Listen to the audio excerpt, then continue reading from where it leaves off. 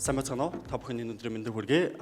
Манай баг нь болохоор шинжлэх ухааны технологийн сургуулийн барилга архитектурын сургуулийн усны барилга байгууламжийн оюутнууд байгаа.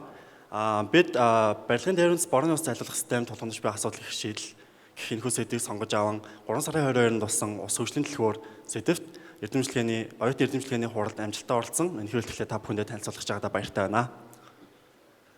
Мөн энэхүү боломжийг олгосон усны салбарын эрдэмтэн багш нартаа зохион байгуулж байгаа хамт олондоо гүн талархал илэрхийлье.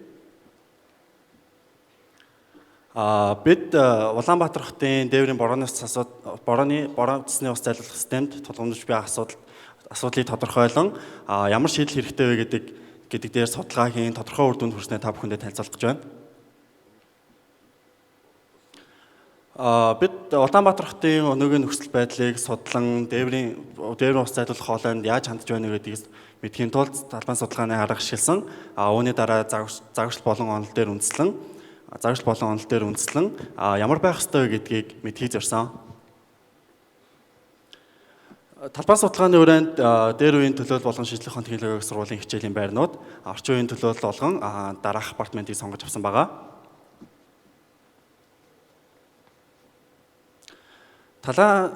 Бидэд өөрсдийн боловсруулсан хүсдэгтэн дээрээ талбайн судалгаан дээрээс төлөвлөж авсан өгөгдөл мэдээлэл боловсруулан түүндээ дүн шинжилгээ хийгээд үзтэл инженерийн ямар нэгэн тооцоо болон үндэслэлгүйгээр хийгдэж байгаа нь харагдаж байгаа.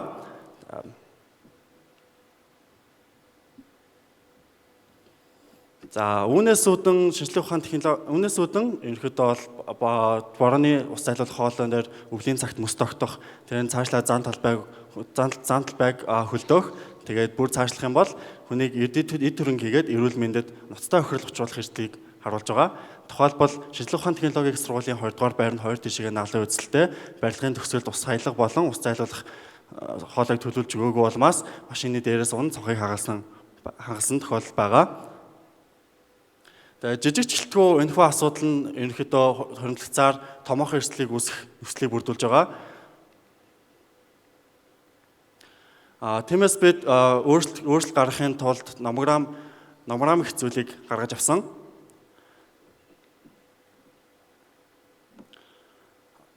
Номограмыг ашигласнаар хүн болгон тооцоог шаардлагагүйгээр та дээврийн талбай болон хоолойн диаграмаа мэдж байхад хоолойн тоо хэмжээ шууд сонго авах боломжтой. Энэ бидний судалгааны үр дүн гаргаж авсан чухал ололтын нэг юм аа. Дээврийн борооны усыг хоолойгоор дамжуулан гадагшлууснаар цааш нь явах гэдэг асуудал гарч ирнэ. Иймд бид дараах 3 арга шийдлийг авч үзсэн. Нэгт хоримтлуулах өмнөх илтгэлүүд дээр тавигдсанаар борооны усыг хоримтлуулснаар хоримтлуулан хэрэглээ нэвтрүүлснээр бид байгалийн усны нөөцийг хамгаалах, хайрлах нэгэн хэлбэрийн нэг гэж үзэж байгаа. Мөн төвийн борооны усны системтэй холбосноор усан тодорхой голдол зүй тогтолцоор урсан байгальдаа эрүүлэр нийлүүлэх боломжтой. Гэтэл Улаанбаатар хотын хувьд энэхүү асуудлыг төлөвлөж өгөөгүй улмаас зан талбайд угаагдлуулсан зан талбай хогийг хаман байгальд хор өгшиг үзүүлэх нөлөөг үзүүлж байгаа. 3-т ногоон байгууламжийн услага. Бид бүхний мэдж байгаачлан барилга байгууламж дээр тодорхой хэмжээний ногоон байгууламж төлөвлөж өгсөн байх ёстой. Улаанбаатар хотын хувьд Улаанбаатар хотын зай талбай хомс улмаас ногоон байгууламж хангалттай хүрэлцээгүй байгаа. Энэ бид ногоон дээвэр ногоон зүлэг гэхийн шийдлийг онцолж үзэж байгаа. Ногоон дээвэр ногоон зүлгийг байгуулснаар нэгт хүрээлэн боо орчин эколог, хоёрт хүний эрүүл мэндэд өндөр ач холбогдол үзүүлэх бас нэгэн боломж юм. Мөн хотын үзэмж тэгээд цаашлаад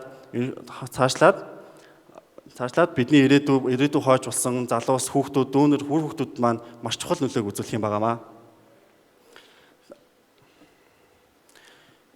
Иймд бид цаашид дээврийн хурцс борооны усыг хоримтлуулах, зөв зайлуулах, ашигтай ажиллах, барилгын дээврийг зөв төлөвлөж тал дээр ажиллах сонирхолтой байгаа. Цаашид ажиллах болно. Ийм та бүхний тусалд эндээсэй гэж хүсэж байна. Анхаарлаар шагнасанд баярлалаа.